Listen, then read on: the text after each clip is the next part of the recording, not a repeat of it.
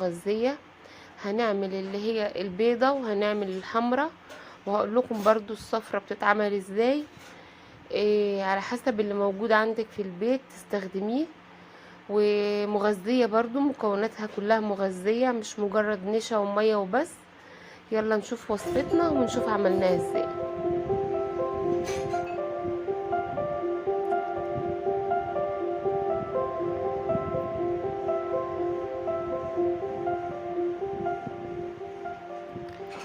معايا يا حبايبي كوباية مية، ربع كوباية لبن، معلقتين نشا، معلقتين كبار نشا، معلقة هرمية كده. معايا ليمونة، معايا فصين توم، معايا رشة ملح، رشة سكر.